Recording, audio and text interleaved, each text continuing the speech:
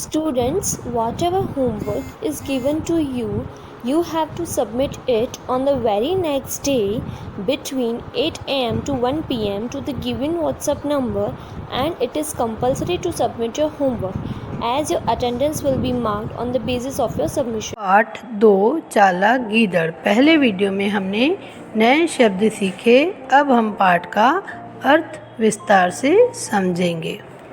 एक बूढ़ा और कमज़ोर शेर बहुत दिनों से भूखा था। शिकार की तलाश में वह इधर उधर भटक रहा था, परंतु उसे कुछ भी खाने को नहीं मिल रहा था। बच्चों, एक जंगल में एक बूढ़ा शेर रहता था, यानी ओल्ड एज का, और वो बहुत वीक था। उसे बहुत भूख लगी थी, लेकिन खाने की खोज में वो पूरे जंगल में इधर उधर घूम रहा था, पर कहीं भी उसे खाने के लिए कुछ नहीं मिल रहा था। वह शिकार करने में भी असमर्थ था। भूख से परेशान बूढ़े शेर को भटकते भटकते अचानक एक गुफा नजर आई। जैसे ही वो खाने की तलाश में घूम रहा था, उसे अचानक से एक गुफा दिखाई देती है, यानी केव, जिसमें जानवर बारिश में धूप से बचने के लिए अंदर जाके बैठते हैं। वह सोचने लगा, इस गुफा में ज़रूर कोई जानवर होगा। वह थोड़ी देर गुफा को देखता रहा। काफ़ी देर इंतज़ार करने के बाद कोई जानवर बाहर नहीं निकला, तो वह गुफा के अंदर घुस गया और अपने शिकार का इंतज़ार करने लगा। बच्चों, जब शेर जंगल में इधर उधर घूम रहा था, तो उसे अचानक गुफा नज़र आई और वो गुफा के बाहर थोड़ी देर खड़ा रहा। उसको लगा कोई तो जानवर अंदर होगा जो बाहर आएगा और मैं उसे खा लूँगा, लेकिन काफ़ी देर तक कोई भी जानवर गुफा से बाहर नहीं निकलता है। तो शेर सोचता है, मैं जाके गुफा के अंदर बैठता हूँ और उसका इंतज़ार करता हूँ। उस गुफा में एक गीदड़ रहता था। वह बहुत चालाक और होशियार था। थोड़ी देर में वह अपनी गुफा में वापस लौटा। गुफा के पास उसे किसी के पैरों के निशान दिखे। बच्चों, उस गुफा में कौन रहता था? गीदड़ रहता था। गीदड़ कैसा होता है? बहुत चालाक और बहुत होशियार भी होता है। थोड़ी देर में क्या हुआ? गुफा के अंदर गीदड़ आने लगता है, पर गीदड़ बहुत चालाक है, इसलिए उसे किसी के पैरों के निशान दिखाई देते हैं। उसने उन निशानों को ध्यान से देखा। वहाँ अंदर जाने के तो निशान थे, पर वापस आने के नहीं। ये किसी बड़े जानवर के पैरों के निशान थे। बच्चों, जब गीदड़ ने पैरों के निशान देखे, तो उसने ध्यान से देखा। वो देखता है कि ये पैरों के निशान तो किसी बड़े जानवर के हैं और ये निशान अंदर की तरफ जा रहे हैं, लेकिन जो भी जानवर इसके अंदर गया है वो वापस नहीं आया है। एकदम अंदर घुसना उसे ठीक नहीं लगा। उसने सोचा कि पता लगाने के लिए थोड़ी अपनी बुद्धि लगानी चाहिए। तो बच्चों, जब उसने पैरों के निशान देखे, तो उसको लगा, एकदम मैं गुफा के अंदर जाऊंगा, हो सकता है कोई जानवर अंदर बैठा हो और मुझे खा लेगा, इसलिए मुझे क्या करना चाहिए? थोड़ा सोच समझ के अंदर जाना चाहिए। चालाक गीदड़ ने थोड़ा विचार किया और फिर ऊंची आवाज़ में पुकारा, गुफा, ओ मेरी गुफा, मैं अंदर आ जाऊं? आवाज़ लगाकर वह चुपचाप बैठा रहा। बच्चों, गीदड़ तो बहुत चालाक था और वो सोच समझ के अपना काम कर रहा था। उसने गुफा के बाहर खड़े होके ज़ोर से आवाज़ लगाई और गुफा से बातें करने लगा। गुफा को बोलता है, गुफा, ओ मेरी गुफा, मैं अंदर आ जाऊं? और बाहर चुपचाप बैठा रहा।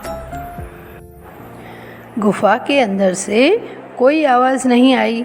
गीदड़ फिर बोला, तू तो हमेशा मेरा स्वागत करती है, मुझे बुलाती है, आज तो तू मुझे बुला भी नहीं रही है, बोलती भी नहीं है।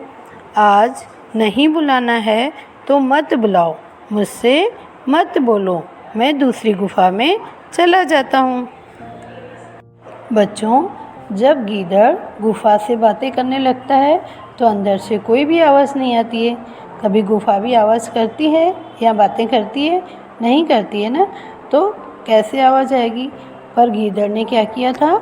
चालाकी की थी कि अगर कोई भी जानवर अंदर होगा तो वो आवाज़ देगा। इसलिए गीदड़ बाहर ज़ोर ज़ोर से गुफ़ा से बातें करता है और बोलता है, अगर तू आज मुझसे बात नहीं करेगी तो मैं दूसरी जगह चला जाऊंगा। आज नहीं बुलाना है तो मत बुलाओ, मुझे मत बोलो, मैं दूसरी गुफ़ा में चला जाता हूँ।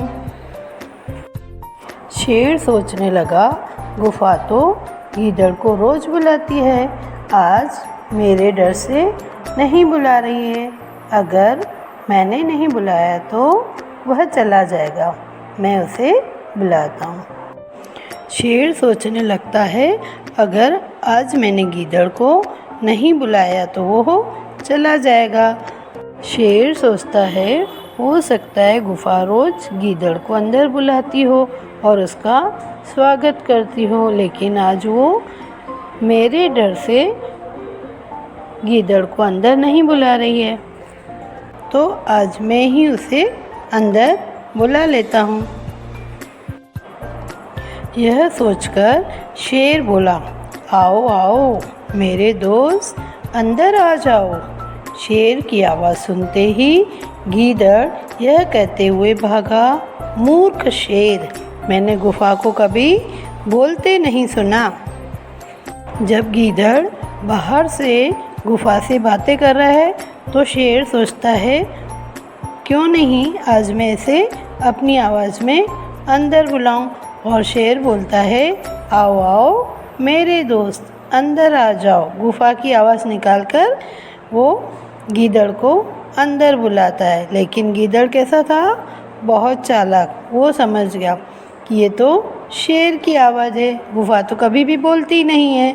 तो शेर को बोलता है गीदड़, मूर्ख शेर, यानी तुमको अक्ल नहीं है, कभी गुफ़ा भी आवाज़ करती है या किसी से बातें करती है।